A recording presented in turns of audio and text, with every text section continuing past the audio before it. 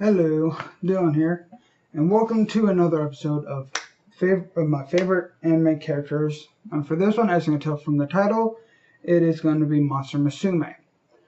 However, I'm kind of bending the rules for me a little bit because I haven't watched the anime, but I have been reading the manga up to like volume 8. So I'm probably where anime would have ended, maybe. Anyway.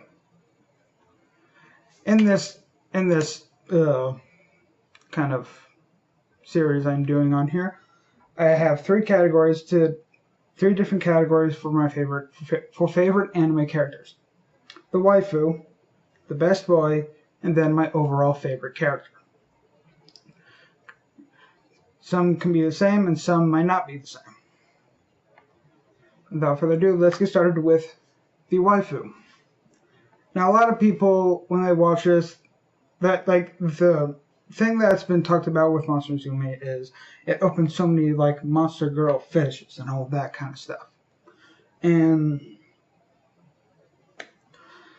as tempting as being suffocated by a snake, drowned by a slime, or run over by a centaur, for the waifu, I gotta go with a safe choice to where where I won't die.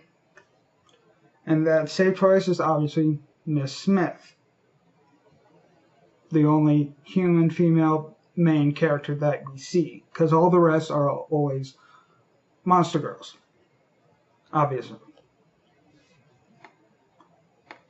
But she has her own good qualities. She's quirky. She's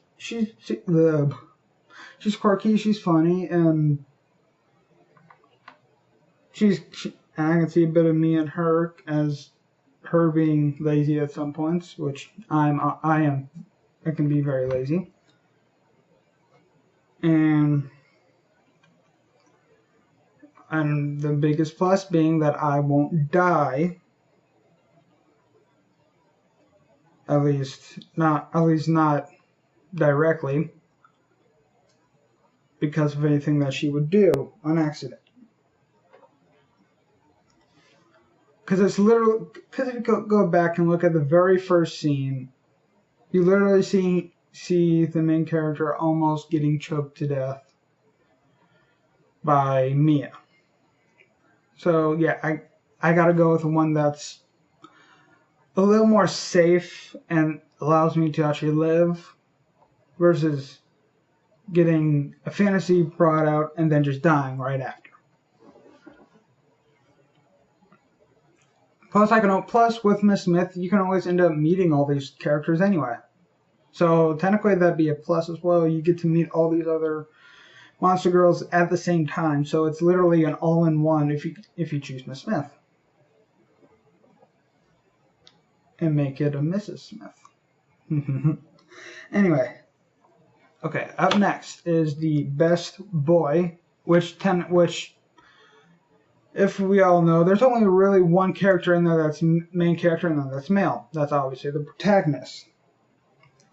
Who it takes me forever to find out that one, on the back of each volume of manga, it tells you that his name.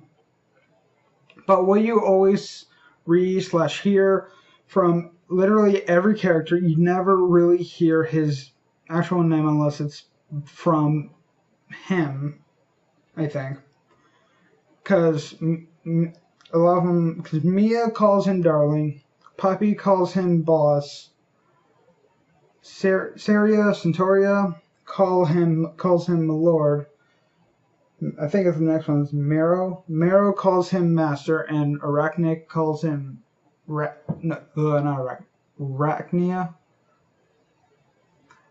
I think, calls him honey. So it's like all these different nicknames that are given to him, where his real name kind of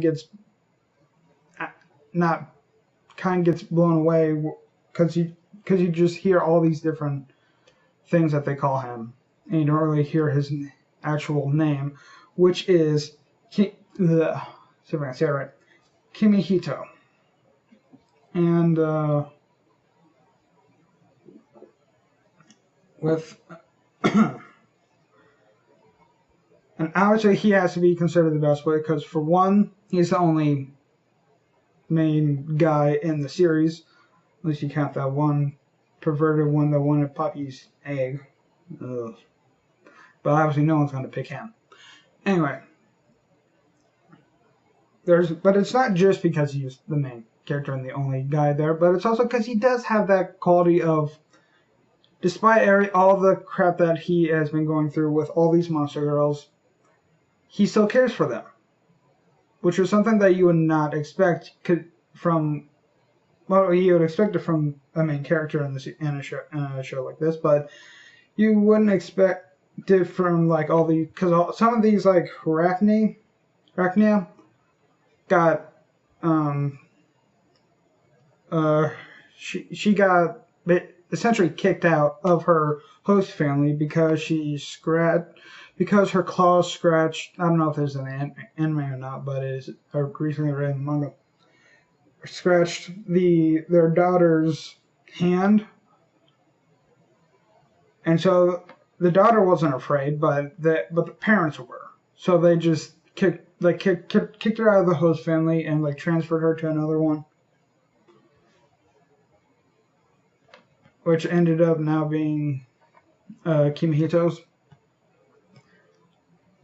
And the fact that he doesn't care about how they look, or he kind of cares about a little bit how they act. Wants them to be a little bit more civil, just a little bit, so they can be a part of this human/monster society, monster girl society. Yeah, which weird that 90% of it is like monster girls. There's like the only guys that have been shown. Again, I don't know if it's in the anime, but it was in the manga. Is what was it? The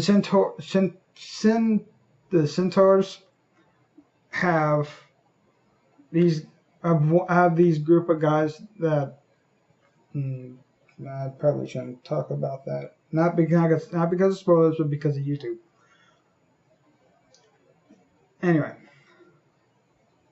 my whole thing about Kimihito is that the reason he's the best way, not because he's the only one to choose, but because he actually cares about all these monster girls that get thrust into his household. And now for my overall favorite character, which is kind of a lot of people's favorites. And this is not going to be like, oh, what am I going to go back to choosing Miss Smith? No, that's because the waifu is like, who do you have as a wife, and that's such a thing.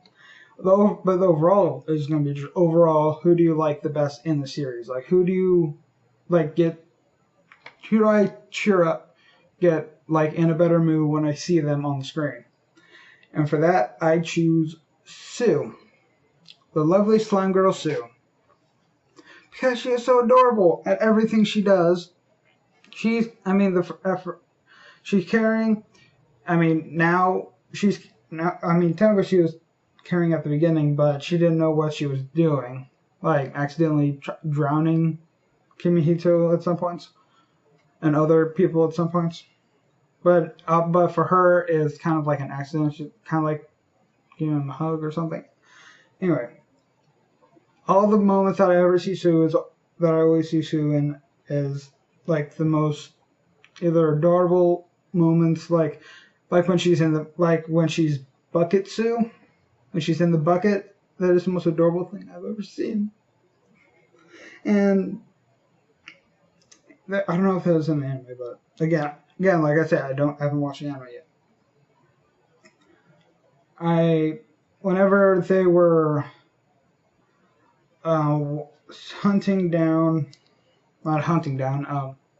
following, I forgot his name already.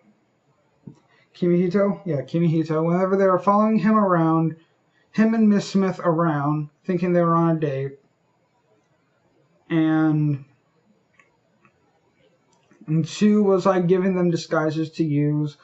But there's a moment where she was disguising Poppy. She used her slime powers to disguise Poppy to make her look like a normal person instead of without the wings. And whenever there was like a part where they're moved away inside, like on the side, and you just see her coming out of Poppy's shirt, just like chugging down a bunch of water, and like an adorable little head just peeking out, just chugging like bottles and bottles of water. I just found that very adorable. And also, Sue can get. I mean, I don't think. I'm pretty sure she doesn't do it on purpose, but there are plenty of preferred moments that happen because of Sue trying to get all like water and sweat and stuff off of all of them, which also happened in that episode with like Mia and Centauria and Poppy, of Sue getting all the sweat and water off of them by absorbing it through them. And yeah, every time I see Sue whenever I see Sue on one of the manga pages, I just immediately am happy because she is just so adorable. Also, the fact that now, I don't know if, again, like I don't know why I keep reading this, but in the manga, there is a moment where she's able to actually speak herself. I mean, she's learned enough to be able to speak for herself. Or she's heard enough to be able to speak for herself, I should say. And there are times where it gets funny and then adorable, but she is like a very caring character in the whole series. I mean, most of them are caring, but Sue and Poppy are probably the two most caring, especially Sue. Anyway, what are your thoughts on what would you put as your waifu? I mean, there's no really other choice for best boy, but who would you pick for your waifu best boy and your overall favorite character in the series? Let me know down in the comments. And if you enjoyed this, why not consider subscribing for some more otaku content, for otaku related content, and I will see you in my next video. Bye.